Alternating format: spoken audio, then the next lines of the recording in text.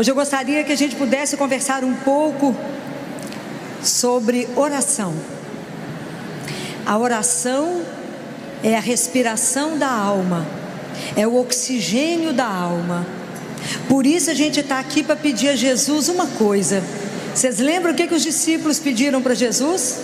Senhor, ensina-nos a rezar. Porque muitas vezes com a nossa oração, a forma como a gente está rezando pode não estar alimentando a nossa alma, e a gente estar angustiada, que está igualzinho um asmático que não consegue entrar ar, não é? A gente está adoecido achando que o tratamento é psiquiátrico, e na verdade nós precisamos da oração. O que foi que Jesus ensinou? Quando rezardes, entra no teu quarto, fecha a porta. Então, nesse pedacinho eu queria comunicar uma coisa com vocês. Quando Jesus fala fecha a porta, não necessariamente a porta física, mas isso tem uma correlação com Apocalipse 6, que está escrito assim: abriu uma porta no céu.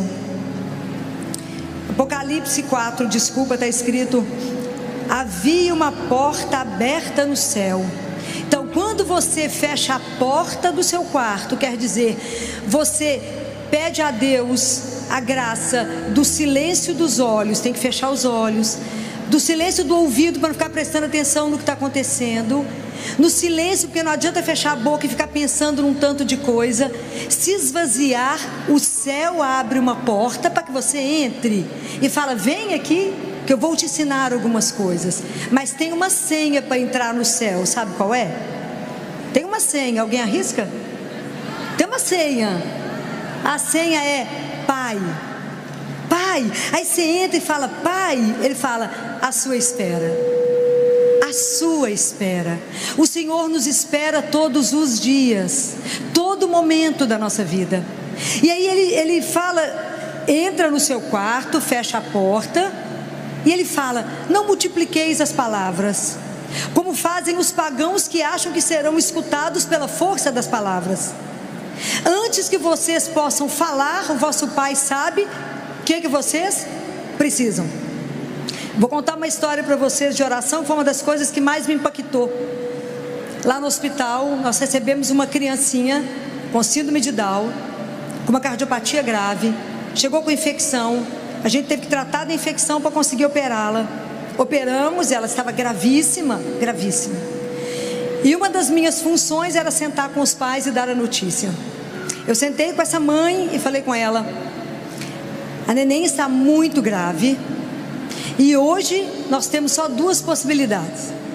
Ou ela vai responder a tudo que nós fizemos, e tinha muita coisa ligada.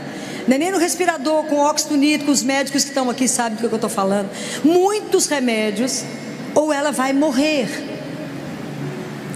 A equipe inteira achava que ela não ia dar conta, porque era uma neném que não tinha nem 3 quilos. Muito desnutrida. Essa mulher olhou para mim e falou assim: a senhora já acabou? Já. Então, a senhora espera só um minutinho? Espera. Nós estávamos num quarto. O que essa mulher fez? Ajoelhou e fez a seguinte oração: em nome do Pai, do Filho e do Espírito Santo. Ela falou assim: Jesus, me dê a graça de criar uma criança com síndrome de Down, porque todas as outras que o Senhor me deu são perfeitas. Em nome do Pai, do Filho e do Espírito Santo. Acabou a oração. Ela olhou para mim e falou assim: doutora Filó, a minha filha acabou de ser curada. Pode imaginar?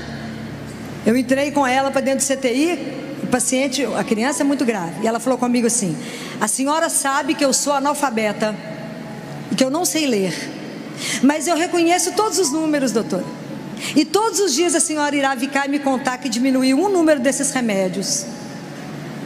Então, assim seja. Amém? Amém? Muito bem, vocês podem imaginar que todos os dias que eu chegava para dar notícia, realmente a gente tinha diminuído algum remédio. E ela falava comigo assim: tá vendo? A senhora diminuiu esse, diminuiu esse, diminuiu esse. Eu não preciso dizer para vocês que essa criança saiu de alta, curada só com a síndrome de Down, mas o resto ela curou. E por muitos anos, essa mulher voltava todos os anos no CTI. E a menina cresceu, engordou, etc. E ela falava comigo: doutora Filó, sabe por que eu volto todos os anos? Falei: não. Ela falou: eu volto aqui só para que a senhora nunca desista da missão. Por isso eu retorno aqui todos os anos. Então, quando Jesus fala isso conosco, Ele nos ensina como que a gente fala com Ele. Qual é a nossa dificuldade? A gente esconde umas coisas de Deus. Assim, não foi só Adão e Eva que se escondeu de Deus. A gente, do ponto de vista espiritual, não conta tudo para Jesus, e às vezes as coisas que a gente precisa dizer.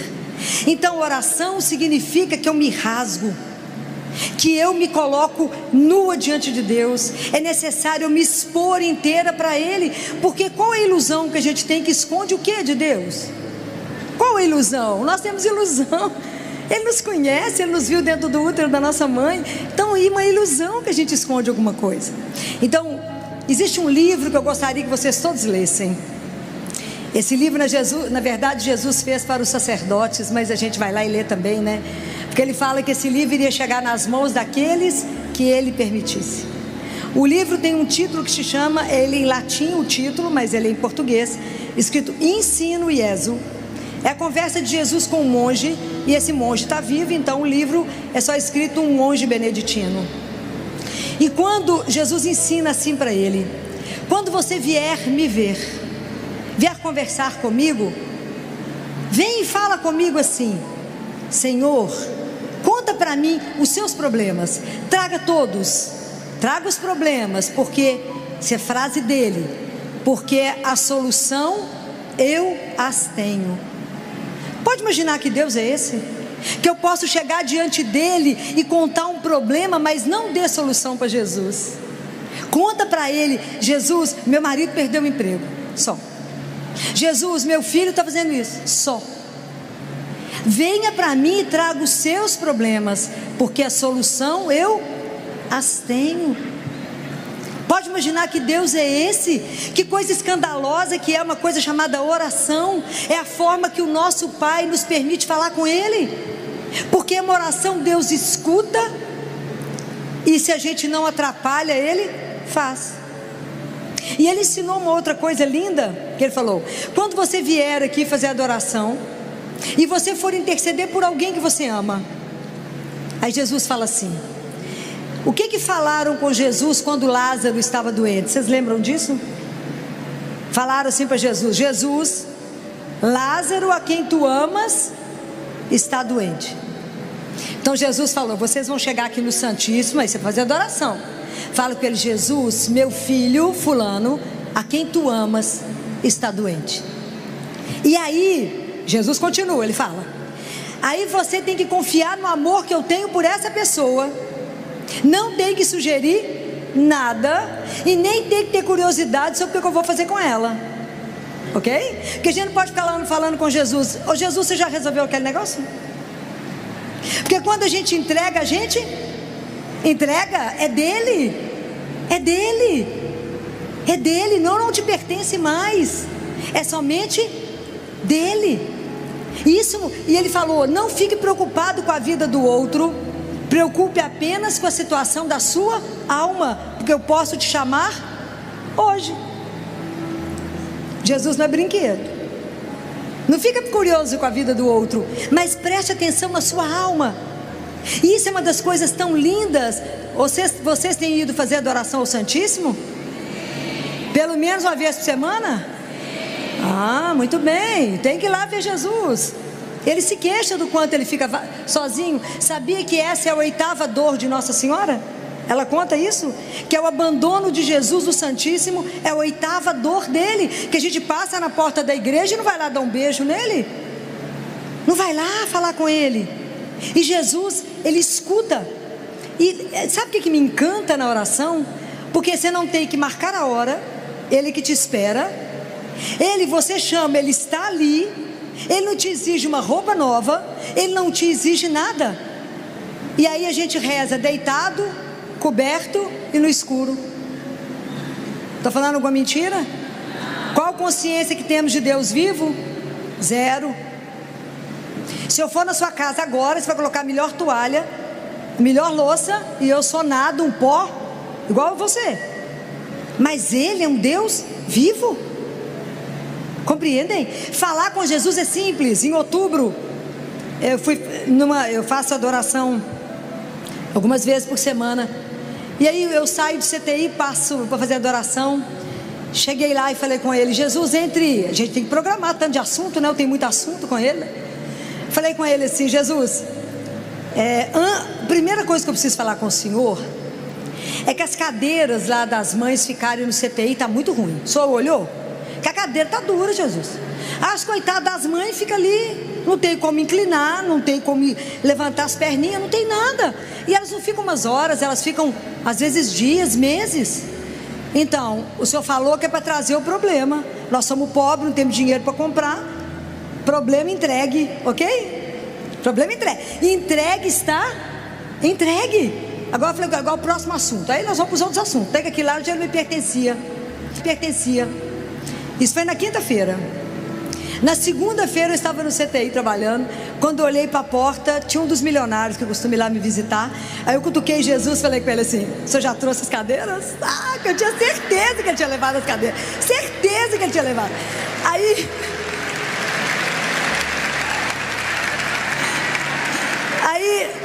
Aí eu fui, recebi a pessoa.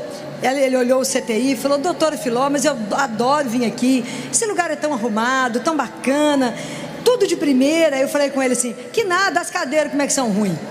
Falei com Jesus: não estou pedindo, só mostrei que a cadeira é ruim. Falei mais nada. Serviu o cafezinho, etc, e foi embora, eu também.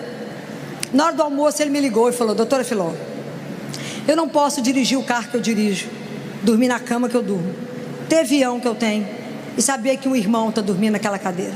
Eu só preciso saber quantas a senhora precisa, porque eu já liguei para a loja para entregar. Isso é espetacular. Então, oração é uma coisa espetacular. Você vai lá e entrega para Ele. Mas quando você entrega e não dá sugestão nenhuma, e nem fica cobrando dele. Você já resolveu o negócio? Entregou, está entregue. Esquece porque não te pertence. Eu acho isso absolutamente maravilhoso. Alguém pergunta: você tem problema? Nenhum, já entreguei todos, né? Qual problema eu tenho? Nenhum, já entreguei na mão de quem? Resolve. Ele resolve. E é só isso que basta. É preciso resolver. Entregar é confiar. Aí vocês falam assim: ai Filó, mas eu queria tanto poder conversar com Jesus hoje, vivo. Vocês não conversam com ele não, vivo? Aonde que vocês encontram com ele, vivo? Que vocês pegam nele, aonde? Na Eucaristia. E aí quando vocês recebem a Eucaristia, qual que é a primeira coisa que vocês têm que falar? Obrigado, Jesus, obrigado, porque o Senhor não desistiu de nós. O Senhor permaneceu, o Senhor não desistiu de mim, o Senhor se faz meu alimento, meu sustento, o Senhor é a força que carrega esse corpo, é o Senhor que me levanta, igual está lá em Isaías: aqueles que contam com o Senhor renovam suas forças, né? Voam como águia, corre sem se cansar e vão para frente sem se fatigar. Não pode esquecer de falar obrigado. Jesus fala isso para uma mística francesa, Gabriele.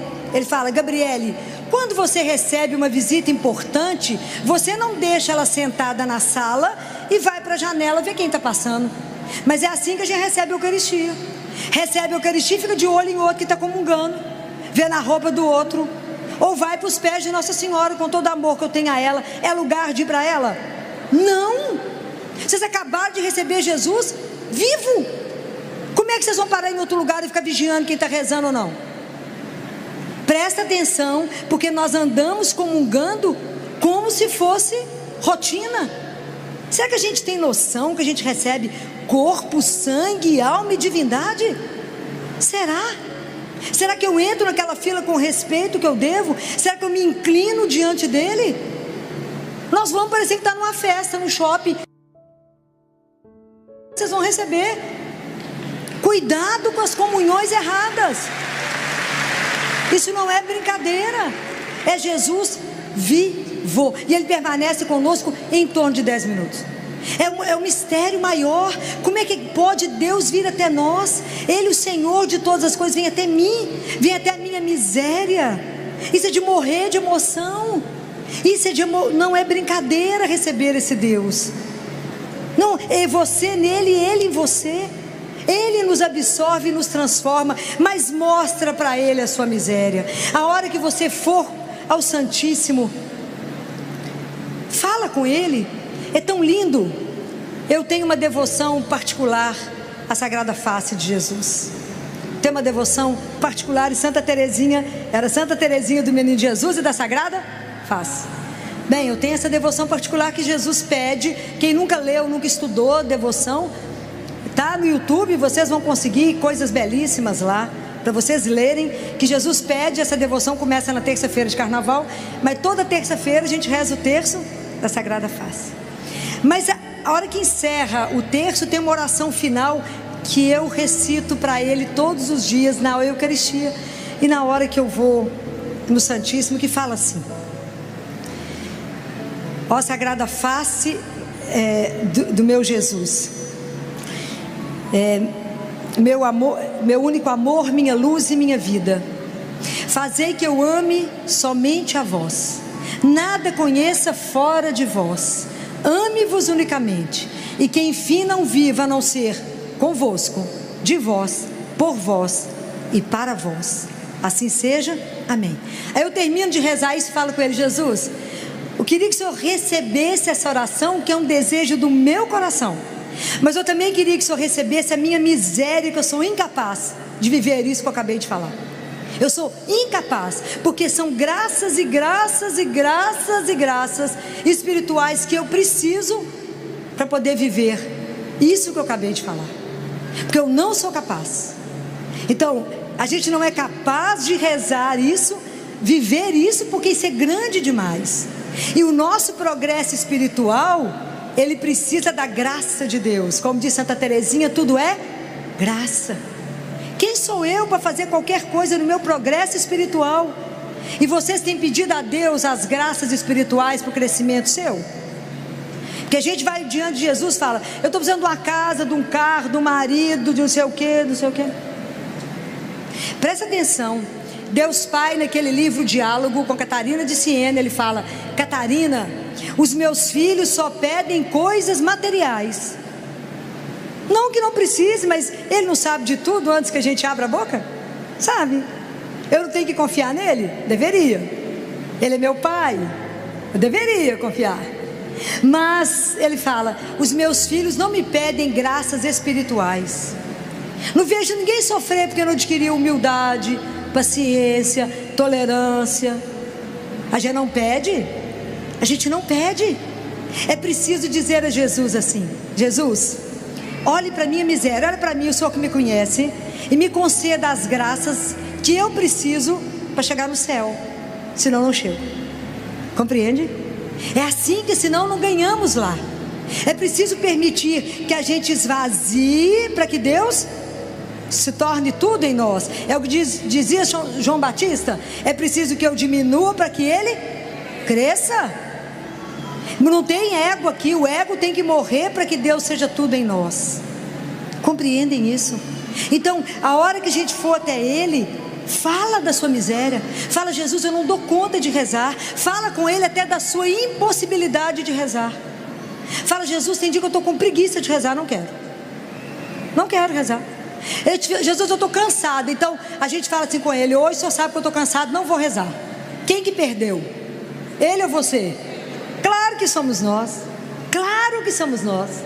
Porque o dia que a gente entender, né, o que está escrito na carta de São Paulo aos Tessalonicenses, no capítulo 5, no versículo 17, ele fala: orai sem cessar. A gente faz isso? Claro que não. Nós não podemos confinar o momento nosso, a oração, só no momento do nosso dia. É claro que a gente tem que ter momentos fortes. Quem dera vocês pudessem todos aqui ter missa diária. Quem dera. Mas para a gente conseguir, o que a gente precisa? De pedir a Jesus. Eu faço missa diária porque eu sou bonitinha? Não, porque eu pedi. Na hora que o padre elevou a Eucaristia, eu falei com ele: Jesus, aproveitando a sua santa presença, me dê uma graça de missa diária. Ainda falei com ele: tem que ser um padre que levanta cedo, tem que ser antes das 7 da manhã, e tem que ser no caminho do hospital. Pergunta se ele não deu tudo. Mas é porque ele conhece a nossa vida, ele conhece o nosso caminho, hein? O padre é animado, ele tem que começar cedo. Ele tem que começar o dia às 6 horas da manhã, só não dá tempo de eu chegar no hospital, que tem que ser às 7. Falei: Jesus, me arruma um padre animado. O Senhor sabe, então eu vou esperar o seu recado. E ele mandou. Porque Jesus fala assim: seja ousado, porque o amor é ousado. Seja ousado, porque o amor é ousado. Peça, então vocês receberão. Muito bem. Então prestem atenção. O que a gente precisa aprender é colocar a nossa vida o dia inteiro diante de Deus, na consciência que Ele caminha conosco, ou não? O que foi que Jesus falou 366 vezes? Eis que estarei todos os... Então todos os nossos atos deveriam ser diante, a consciência diante dele. Então reza. Você toma banho, fala com ele: obrigado, Senhor, que eu ganhei um banho. Não foi banho de leito. Você vai trocar de roupa, tem a oportunidade de escolher. Obrigado que o Senhor me deu esse tanto de coisa, olha. Obrigado. Aprenda a viver com a gratidão. Aprenda a agradecer pelas mínimas coisas. Aprenda a estar diante dele, falar com ele o dia inteiro e pedir luz. Ele fala: chamem muitas vezes pelo Espírito Santo. Ele fala nesse livro Ensine Ezo. Clamem muitas vezes o Espírito Santo. Como? Vocês sabem? Através do Imaculado Coração da minha mãe, de Maria. Vocês conhecem isso? Nossa Senhora ensinou isso em Fátima. Através do coração imaculado de Maria. Então chame muitas vezes, peça a presença do Espírito, fala que o Espírito Santo me conduz, me dá a mão e me leva, e me ajuda a fazer uma coisa. Qual é? Qual é a coisa mais difícil da nossa vida que a gente precisa aprender, que resume a oração? Fazer a vontade. Então na hora que vocês forem rezar o Pai Nosso, eu vou dar uma sugestão para vocês, que foi Jesus que ensinou, para o diretor espiritual do Padre Pio. Quando for rezar o Pai Nosso, na hora que fala seja feita a vossa vontade, inclina, começa a treinar. É fácil? Claro que não. Entregar um filho na hora que está morrendo, aceitar uma doença, viver o que tem que te viver, não é brincadeira falar seja feita a vossa vontade. Mas como é que o nosso coração vai sendo domado? Pela adoração ao Santíssimo. Vai adorar. Quando vocês chegarem em casa, vocês meditem Lucas 18. Lucas 18, que é o fariseu com o publicano. O fariseu vai rezar, e o publicano, o fariseu, fala com ele: Senhor, eu te agradeço porque eu não sou como os outros, né? Eu sou bacana, eu não sou adúltero, eu pago imposto, eu sou bacana. E às vezes a gente vai diante de Deus e fala com ele: Senhor, olha como é que eu faço um tanto de obra. Olha como é que eu sou bacana. Eu pago dízimo, eu vou no grupo de oração, eu rezo o terço. E a gente acha que é bacana? Somos não. O publicano foi lá, bateu no peito, achava que nem podia olhar para o Senhor e falou: Senhor, tem de piedade de mim, porque eu sou pecador. Isso falta na nossa oração. Não tem que mostrar nada para Jesus, que primeiro a gente não faz. O que está escrito em João 15? Aquele que permanece em mim dá muito fruto, porque sem mim nada, gente, mas nada é nada, viu? Pode guardar isso que eu estou falando com vocês. Nada é nada. Bento XVI falava assim: quanta obra inacabada, quanto esforço perdido. Por quê? Porque as coisas não começaram a partir de Deus. Tudo que vocês forem fazer, comprar um carro, comprar um óculos, comprar uma roupa, qualquer coisa, vocês vão lá e perguntam para Ele, porque Ele é o Senhor. Ou não. Se Ele é o Senhor, tudo eu tenho que perguntar para Ele. Ela fala: Jesus, você está achando que eu devo comprar esse negócio? É simples, a conversa com Ele é simples. O que a senhora acha? Me orienta, me ilumina. Eu faço isso ou não faço? É a intimidade com o Senhor nosso Deus que nos permite. Porque foi Ele que falou: não vos chamo servos, mas tenho vos chamado amigos. Pode imaginar que privilégio é esse, da gente poder conversar com Ele assim? E lá no Santíssimo, ele fala no livro Ensine Ezo: o dia que as pessoas souberem que eu estou vivo lá, as igrejas não caberão. do nascer ao pôr do sol estará lotado. Então aproveita que ele é de graça, aproveita que não marca a hora e vai visitá-lo. Vai vê-lo enquanto nós temos tempo, igual nós ouvimos aqui agora. Nós católicos estamos perdendo essa dimensão, esse que é um mistério, um dos maiores mistérios. É tão lindo que há um relato místico, né? Que quando Jesus terminou de lavar os pés dos apóstolos, Jesus assentou e disse que os anjos ficaram assim, parados olhando, que ele chamou o Pai e pediu ao Pai permissão para que ele ficasse em cada gota de vinho, em cada pedaço de pão. E ele fala com o Pai: se eu não ficar, eles não darão conta. Não é de chorar? Isso é uma coisa louca, saber que o tanto que Deus nos ama, o tanto que Ele cuida, o tanto que Ele está por perto de nós. Então Jesus é o nosso mestre de oração, porque eu fico imaginando que eram aqueles discípulos vendo Ele rezar. Como que ele experimentou isso como filho? Tudo que ele ia fazer, ele perguntou ao Pai.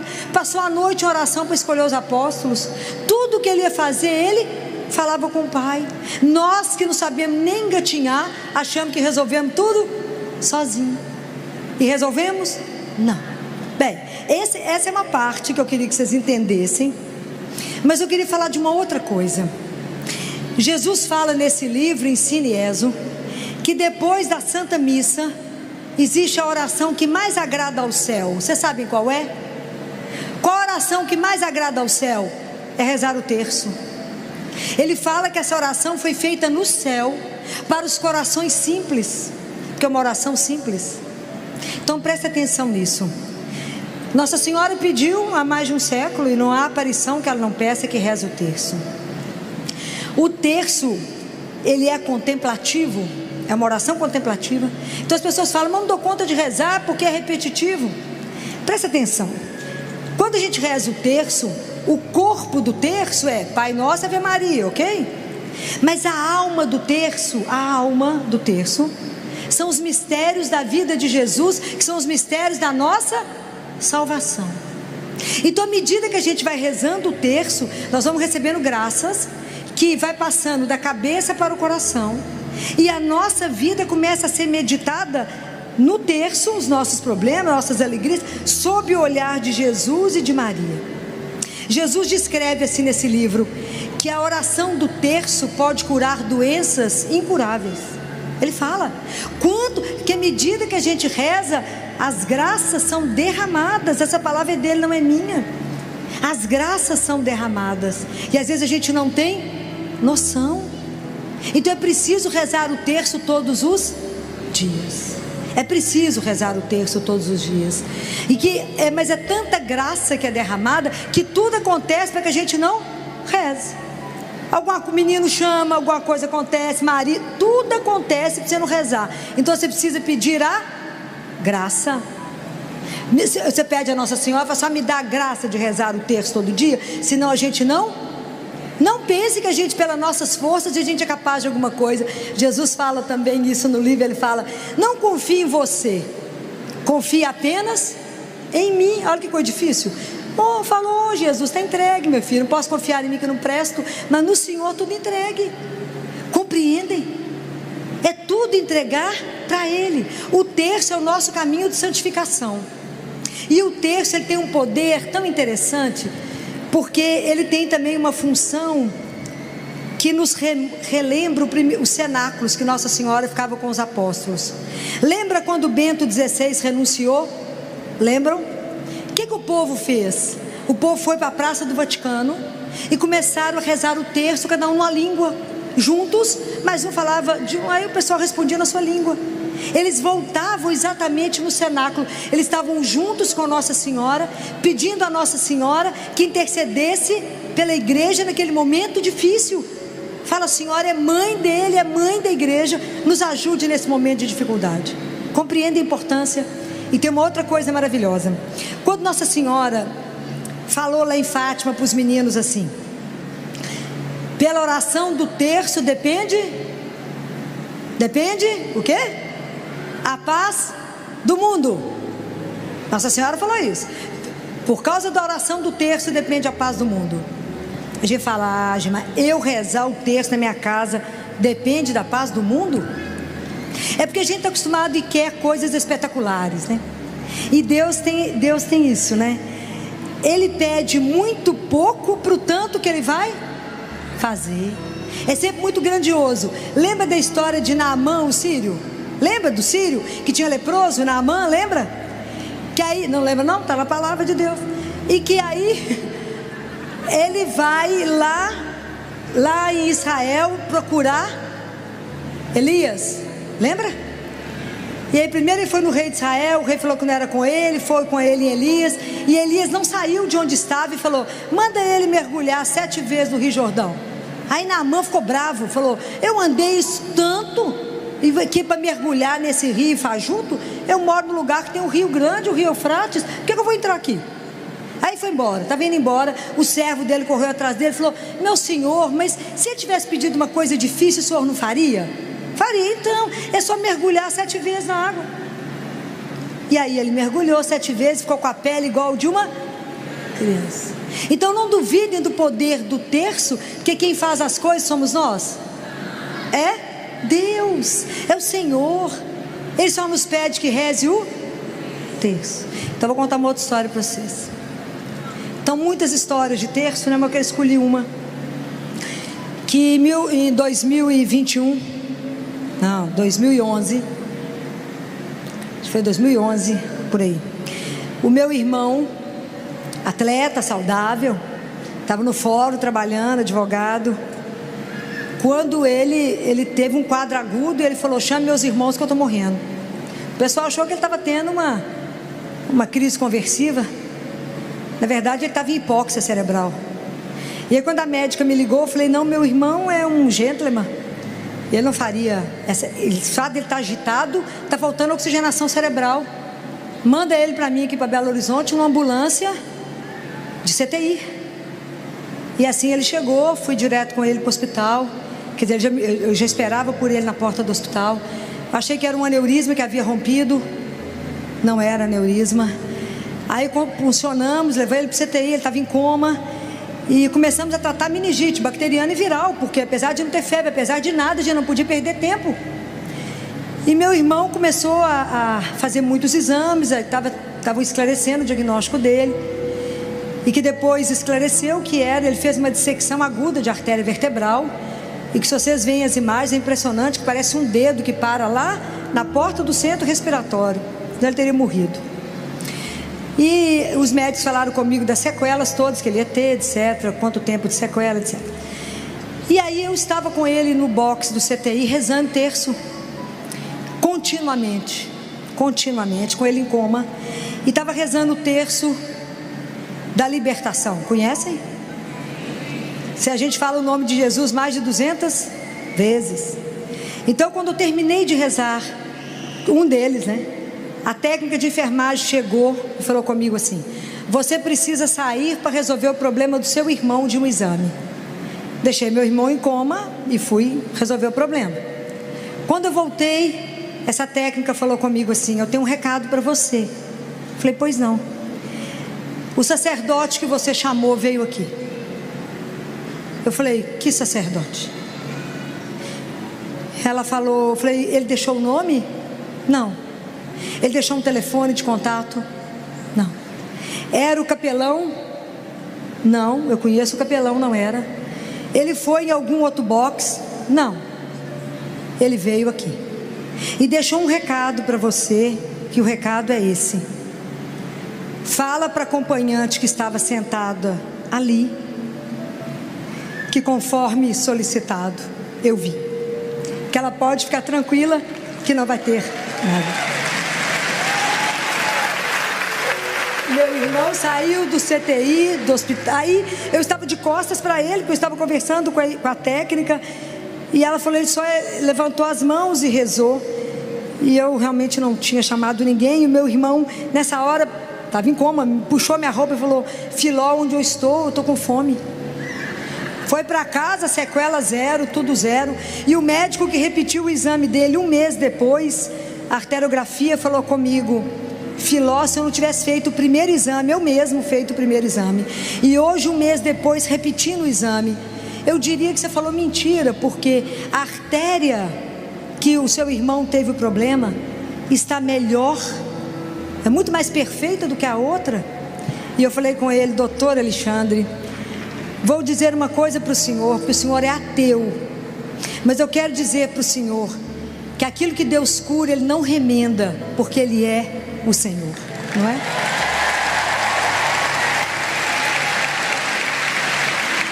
E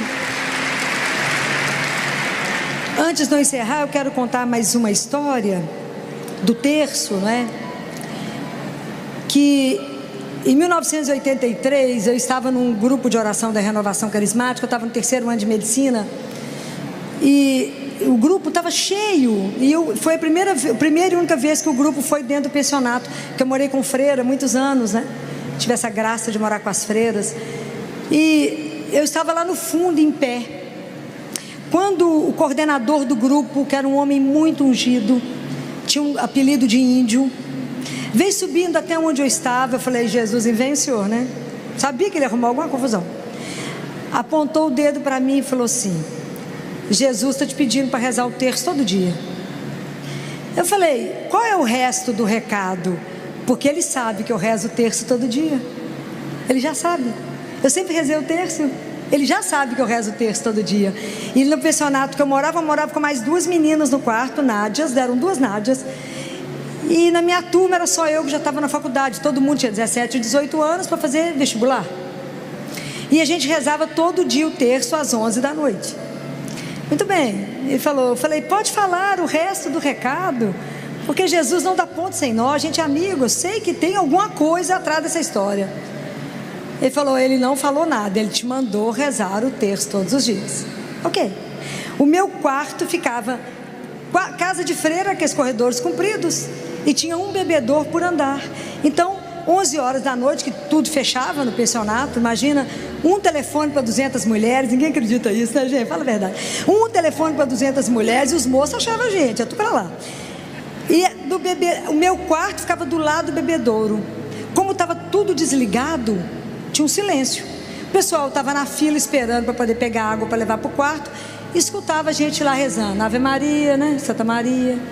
A partir daquele dia, de 3 em 3 pessoas, de 3 em 3, foi uma coisa muito interessante, começaram a bater na porta do meu quarto e falavam: o que acontece aqui? A gente reza o terço. Muito bem. A partir desse dia, isso foi final de setembro, outubro, nós começamos a rezar todo mundo.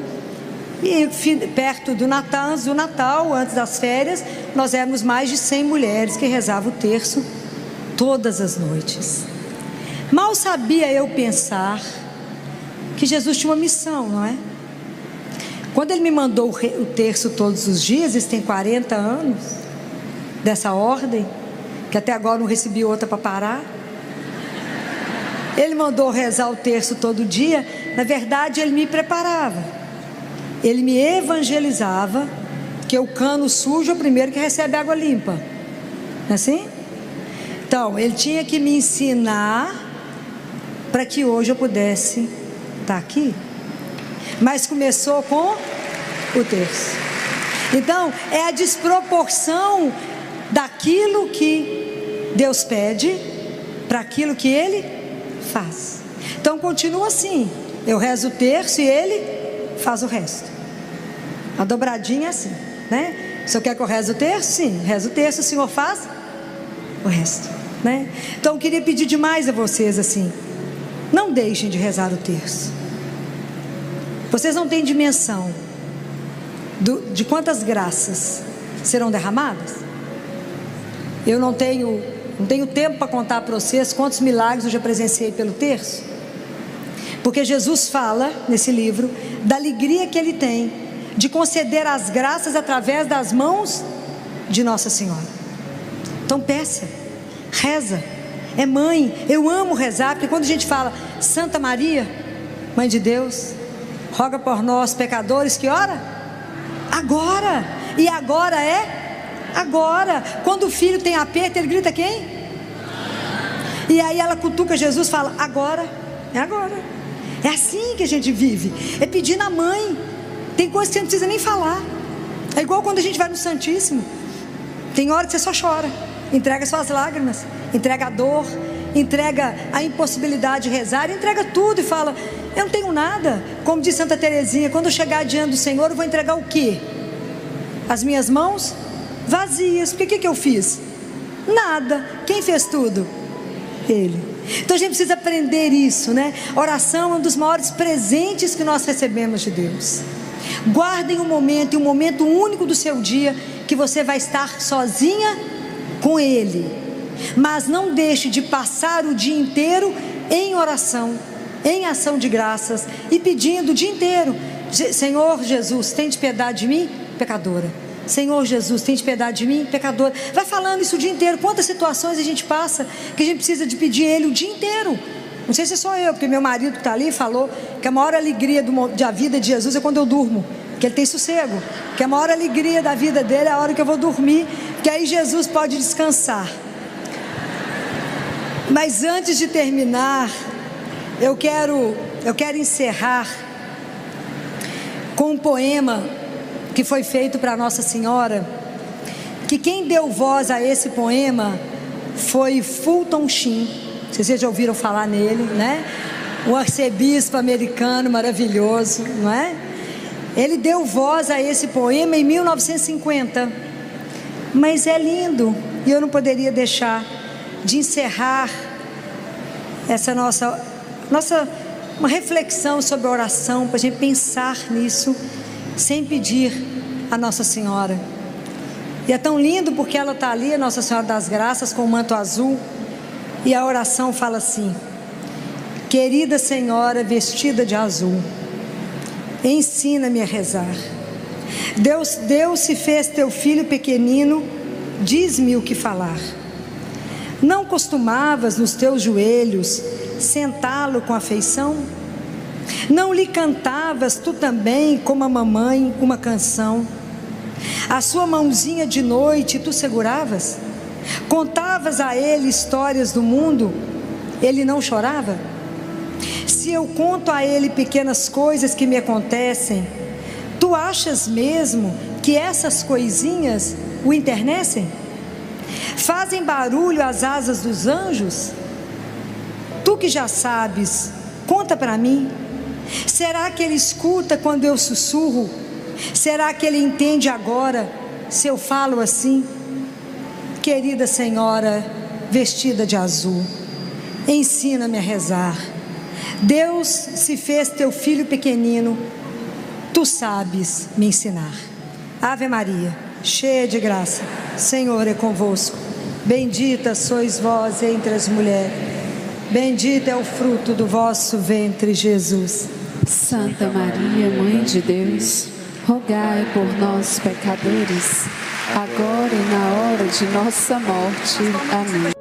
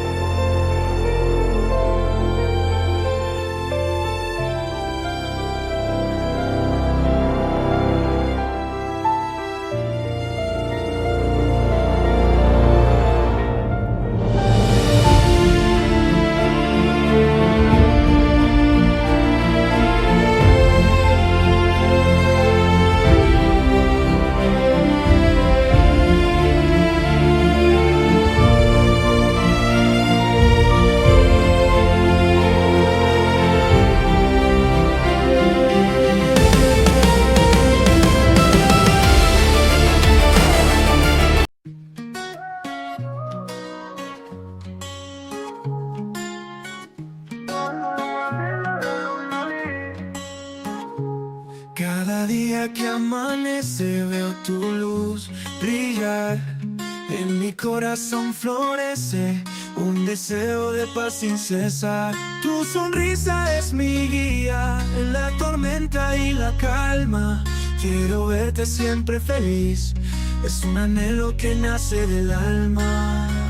Que la vida te regale mil razones para reír, que encuentres en cada detalle un motivo para vivir.